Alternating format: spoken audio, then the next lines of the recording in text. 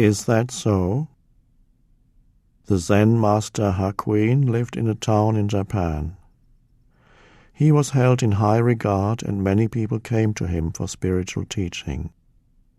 Then it happened that the teenage daughter of his next-door neighbor became pregnant. When being questioned by her angry and scolding parents as to the identity of the father, she finally told them that he was Hakuin, the Zen master.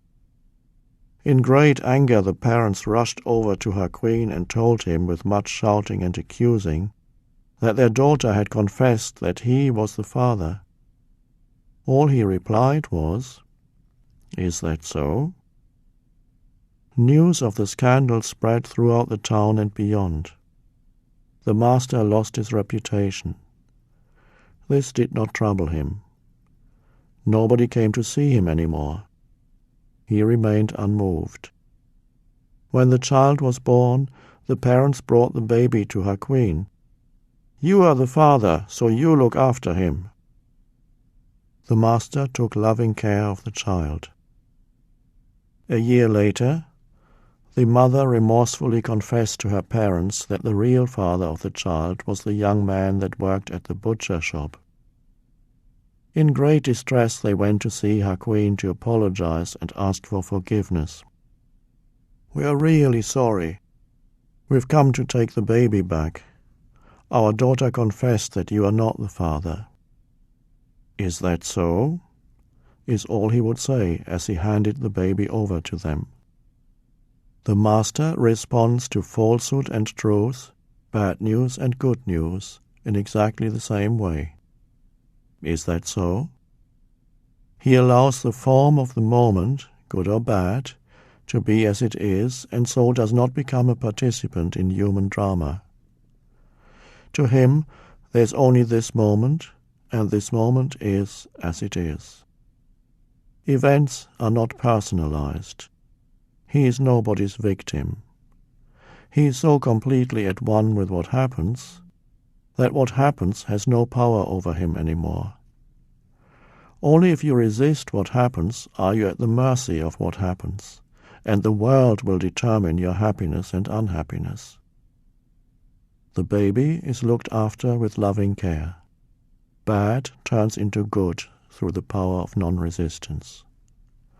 Always responding to what the present moment requires, he lets go of the baby when it is time to do so. Imagine briefly how the ego would have reacted during the various stages of the unfolding of these events. The ego and the present moment. The most important, the primordial relationship in your life is your relationship with the now, or rather with whatever form the now takes, that is to say, what is or what happens. If your relationship with the now is dysfunctional, that dysfunction will be reflected in every relationship and every situation you encounter. The ego could be defined simply in this way: a dysfunctional relationship with the present moment. It is at this moment that you can decide what kind of relationship you want to have with the present moment. Once you have reached a certain level of consciousness, and if you are reading this, you almost certainly have, you are able to decide what kind of relationship you want to have with the present moment. Do I want the present moment to be my friend or my enemy? The present moment is inseparable from life, so you are really deciding what kind of a relationship you want to have with life. Once you have decided you want the present moment to be your friend, it is up to you to make the first move. Become friendly towards it. Welcome it, no matter in what disguise it comes, and soon you will see the results. Life becomes friendly towards you. People become helpful. Circumstances cooperative.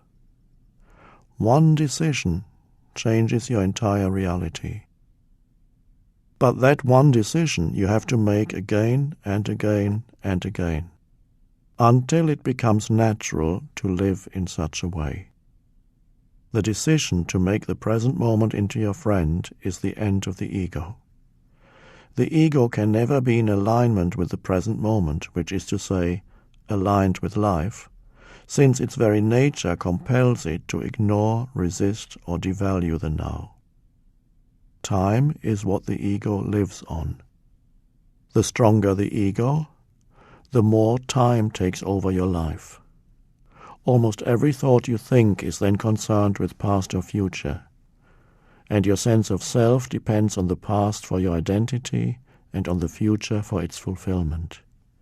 Fear, anxiety, expectation, regret, guilt, anger are the dysfunctions of the time-bound state of consciousness.